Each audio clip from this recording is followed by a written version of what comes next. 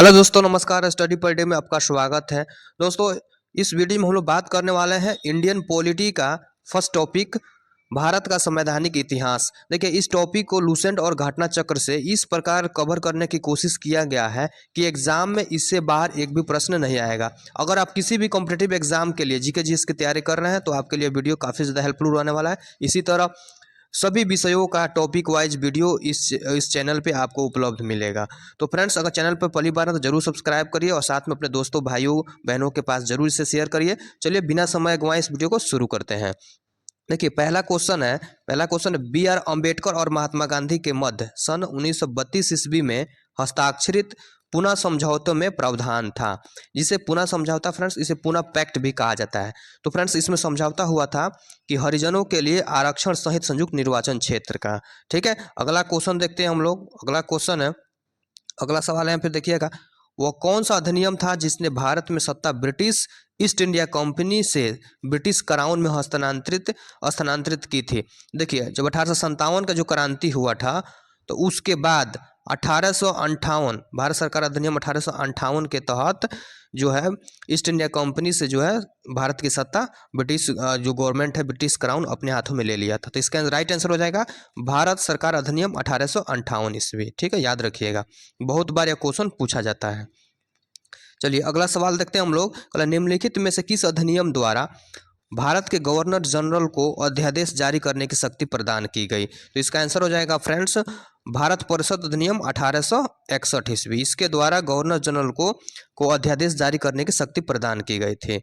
ठीक है, अगला सवाल यहाँ पे देखते हैं हम लोग। 4 नंबर कर है, यह सिद्धांत कि स्वतंत्र भारत के लिए नए संविधान को तैयार करना मुख्यतः खुद यानी स्वयं भारतीयों की जिम्मेवारी होनी चाहिए, पहली बार निम्नलिखित में से किस एक में स्वीकार किया गया था? तो इसका आंसर हम लोग देखते हैं। इसका आंसर हो जाएगा यहाँ पे देखिए बी नंबर, निम्नलिखितों का अगस्त प्रस्ताव जो आया था 8 अगस्त को जो आया था फ्रेंड्स 1940 ईस्वी में, तो उसी में इस बात को मतलब स्वीकृत किया गया, किया गया था। अगला सवाल देखते हैं कि रेगुलेटिंग एक्ट पारित किया गया था। तो इसका आंसर हो जाएगा 1773 ईस्वी। 1773 ईस्वी में रेगुलेटिंग एक्ट पारित किया गया था। अगला सवाल है, भारत के गवर्नर जनरल को किस एक्ट के द्वारा अपनी समिति के निर्णय को अस्वीकार करने का अधिकार मिला था? ठीक है, तो इसका आंसर हो जाएगा सी नंबर ऑप्शन 1786 का अमेंडमेंट एक्ट द्वारा। 1786 का अमेंडमेंट एक्ट द्वारा। नेक्स्ट क्वेश्चन है कि पिट्स इंडिया एक्ट किस वर्ष पारित किया गया था? तो पिट्स इंडिया एक्ट जो है 1784 ईस्वी में पारित किया गया था। पिट्स इंडिया एक्ट 1784 ईस्वी में पारित किया गया था। 8 नंबर क्वेश्चन है, सम्राज्ञी विक्टोरिया ने 1858 की घोषणा में भारतीयों को बहुत सी चीजें दिए जाने का आश्वासन दिया था। निम्न आश्वासनों में से कौन सा ब्रिटिश शासन ने पूरा किया था? तो इसका आंसर हो जाएगा फ्रेंड्स, इसका आंसर हो जाएगा कि देसी रजवाड़ों की यथास्थिति बनाए रखी जाएगी। ठीक है, देसी रजवाड़ों की यथास्थिति बनाए रखी जाएगी, इसी को ब्रिटिश गवर्नमेंट ने पूरा किया था। अगला सवाल हम लोग देखते हैं 9 नंबर कि मार्ले मिंटो सुधार का उद्देश्य क्या था? तो मार्ले मिंटो सुधार का उद्देश्य था पृथक निर्वाचन प्रणाली। चलिए अगला सवाल है कि मार्ले मिंटो सुधार बिल किस वर्ष में पारित किया गया था? तो मार्ले मिंटो सुधार बिल जो है 1909 ईस्वी में पारित किया गया था, 1909 ईस्वी में। ठीक है, अगला सवाल है कि मुसलमानों के लिए अतिरिक्त निर्वाचक मंडल प्रारंभ में किसके द्वारा लाया गया था? तो प्रारंभ में किसके द्वारा लाया गया था? तो मार्ले मिंटो सुधार 1909 द्वारा लाया गया था। इसका आंसर हो जाएगा मार्ले मिंटो सुधार 1909 ईस्वी। अगला सवाल है यहाँ पे है, अगला सवाल कह रहा है 1909 के इंडियन काउंसिल एक्ट में किस बात की व्यवस्था की गई थी? तो इसका आंसर हो जाएगा सांप्रदायिक प्रतिनिधित्व की, यानी मुसलमानों के लिए अलग निर्वाचन प्रणाली की व्यवस्था की गई थी 1909 के इंडियन काउंसिल एक्ट के तहत, या इसी को मार्ले मिंटो अधिनियम कहा, मार्ले मिंटो सुधार अधिनियम कहा जाता है। ठीक है, अगला सवाल देखते हैं कि मॉन्टेग्यू चेम्सफोर्ड सुधार में प्रावधानों का सार था। तो इसका आंसर हो जाएगा प्रांतों में दोहरा शासन। ठीक है, चलिए अगला सवाल हम लोग देखते हैं 1946 का कैबिनेट मिशन 3 मंत्रियों से गठित था, निम्नलिखित में से कौन इसका सदस्य नहीं था? तो इसका आंसर हो जाएगा लॉर्ड एमरी। देखिए यह क्वेश्चन मतलब कि बहुत अच्छा से पूछा जाता है इसमें कि उसमें लॉर्ड जो पैंथिक लॉरेंस थे, यह क्या थे, भारत सचिव थे। ठीक है, भारत सचिव थे उस समय, भारत सचिव थे। एबी अलेक्जेंडर नौसेना मंत्री थे। ठीक है, और सर स्टेफोर्ड क्रिप्स जो थे अध्यक्ष थे बोर्ड ऑफ ट्रेड के। लेकिन इस कैबिनेट मिशन में लॉर्ड एमरी शामिल नहीं थे। ठीक है, अगला क्वेश्चन हम लोग देखते हैं। अगला क्वेश्चन है, यहाँ पे देखिएगा कि कैबिनेट मिशन योजना के विषय में कौन सा सही नहीं है। तो इसका आंसर हो जाएगा पाकिस्तान की स्वीकृति। पाकिस्तान की स्वीकृति कैबिनेट मिशन योजना के तहत नहीं दी गई थी, जबकि भारतीय स्वतंत्रता अधिनियम 1947 के द्वारा पाकिस्तान की स्वीकृति दी गई थी, उसी के तहत देश का बंटवारा हुआ था। तो इसका राइट आंसर हो जाएगा पाकिस्तान की स्वीकृति कैबिनेट मिशन योजना के तहत नहीं दी गई थी।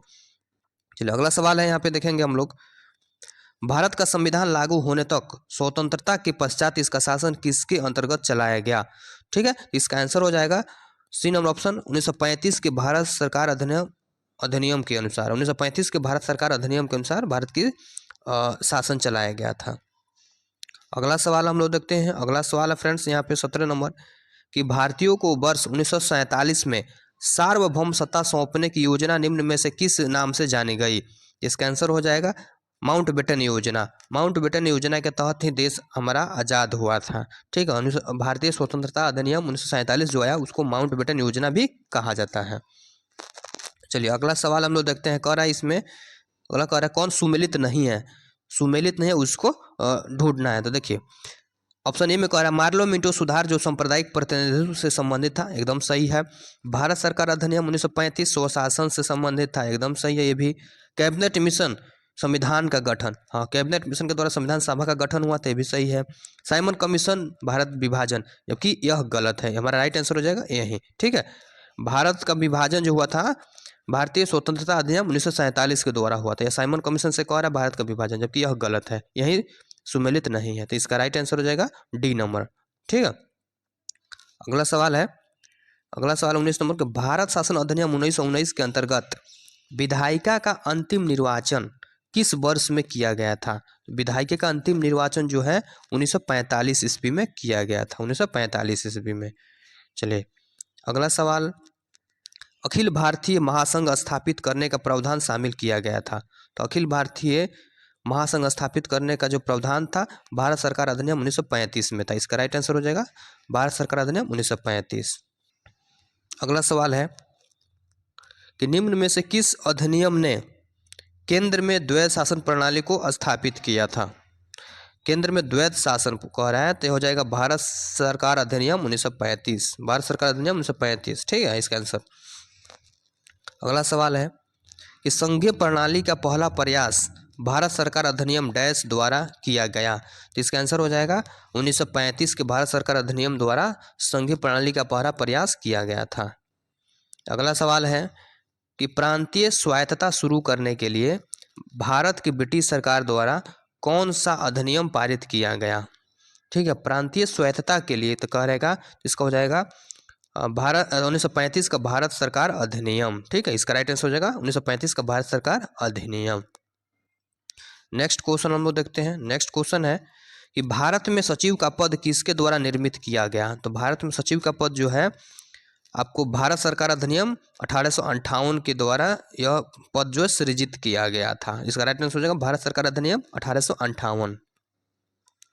अगला सवाल है, अगला सवाल है कि किस भारत सरकार अधिनियम के तहत पहली बार विधायिका में कुछ निर्वाचित प्रतिनिधित्व की मंजूरी दी गई, कुछ निर्वाचित प्रतिनिधित्व की मंजूरी दी गई थी। इसका आंसर हो जाएगा भारत सरकार अधिनियम 1919। ठीक है, इसके द्वारा कुछ निर्वाचित प्रतिनिधित्व की व्यवस्था की गई थी, मंजूरी दी गई थी।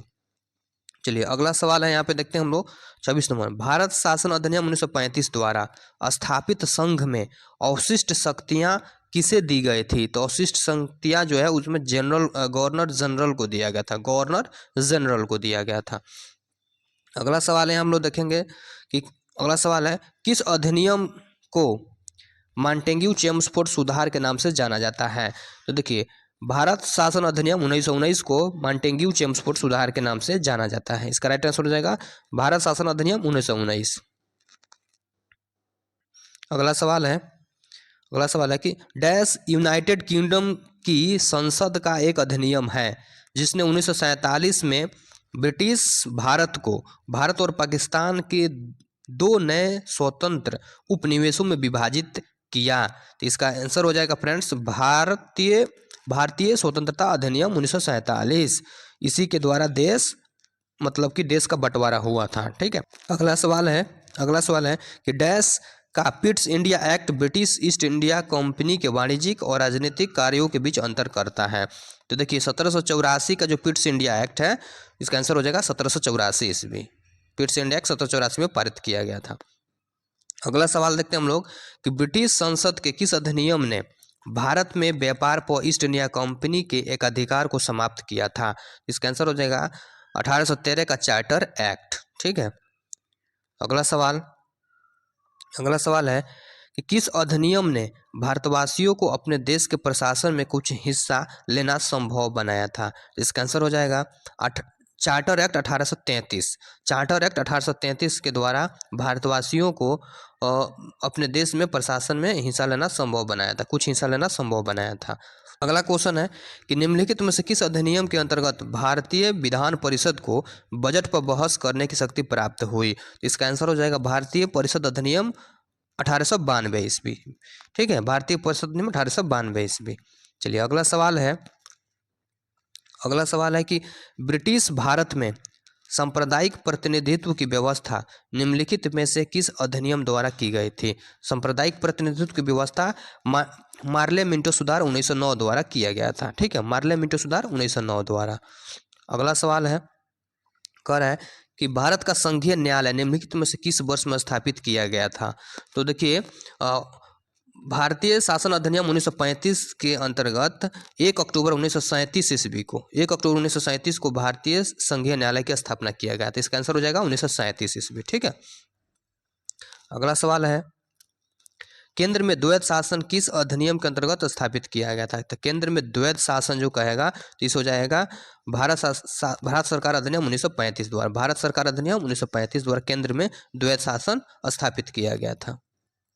अगला सवाल है निम्नलिखित में से किसने ब्रिटिश भारत में प्रांतीय स्वायत्तता शुरू की। प्रांतीय स्वायत्तता कहेगा तो इसका आंसर हो जाएगा भारत सरकार अधिनियम 1919। भारत सरकार अधिनियम 1919। ठीक है, अगला सवाल है कि भारतीय विधान पालिका प्रथम बार द्विसदनीय बनाई गई। विधान पालिका जो थी वो पहली बार द्विसदनीय कब बनाई गई थी। तो इसका आंसर हो जाएगा 1919 के भारत सरकार अधिनियम द्वारा केंद्र में 2 सदन बनाया गया था। एक था राज्य परिषद और दूसरा था केंद्रीय विधानसभा। ठीक है, अगला सवाल है हम लोग देखते हैं भारत शासन अधिनियम 1919 के अंतर्गत भारतीय विधायिका का अंतिम निर्वाचन किस वर्ष में आयोजित किया गया था। इसका आंसर हो जाएगा 1945 ईस्वी। 1945 ईस्वी में अंतिम निर्वाचन किया गया था। अगला सवाल है कि राष्ट्रपति की अध्यादेश निर्गत करने की शक्ति प्रेरित है, किससे प्रेरित है। तो भारत सरकार अधिनियम 1935 से प्रेरित है। भारत सरकार अधिनियम 1935 से प्रेरित है। अगला सवाल है कि निम्नलिखित में से किस अधिनियम द्वारा संवैधानिक निरंकुशता का सिद्धांत प्रवृत्त हुआ था। तो इसका आंसर हो जाएगा 1935 का भारत सरकार अधिनियम। 1935 का भारत सरकार अधिनियम। अगला सवाल है यहाँ पे देखते हैं हम लोग कि भारत के संविधान में केंद्र और राज्यों के बीच किया गया शक्तियों का विभाजन इनमें से किस में उल्लेखित योजना पर आधारित है। तो हो जाएगा भारत सरकार अधिनियम 1935 में उल्लेखित किया गया था। इसका आंसर हो जाएगा भारत सरकार अधिनियम 1935 ईस्वी। चलिए अगला सवाल देखते हैं हम लोग अखिल भारतीय महासंघ स्थापित करने का प्रावधान शामिल था। तो अखिल भारतीय महासंघ स्थापित करने का प्रावधान भारत सरकार अधिनियम 1935 में शामिल था। इसका आंसर हो जाएगा भारत सरकार अधिनियम 1935 ईस्वी। अगला सवाल है कि 1935 के अधिनियम द्वारा स्थापित संघ में अवशिष्ट शक्तियां किसको दी गई थी। तो इसका आंसर हो जाएगा गवर्नर जनरल को दिया गया था। गवर्नर जनरल को। क्वेश्चन रिपीट था।